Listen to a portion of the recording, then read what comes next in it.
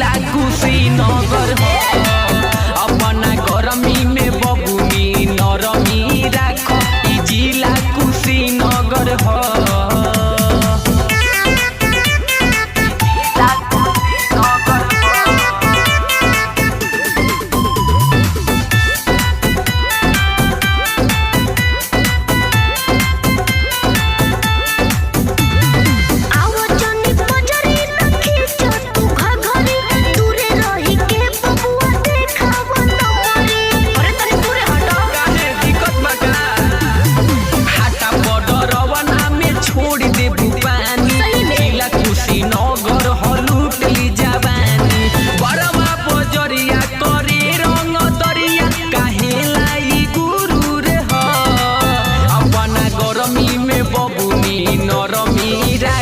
ई जिला कुशीनगर हो।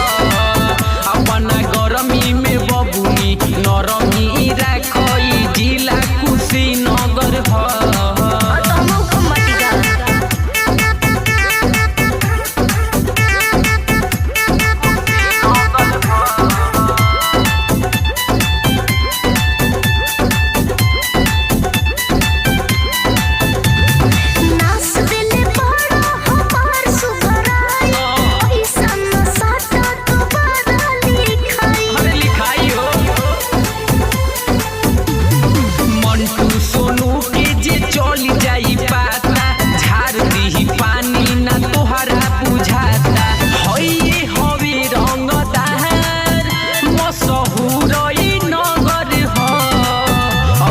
गरमी में बबुनी नरमी राख ई जिला कुशीनगर हो।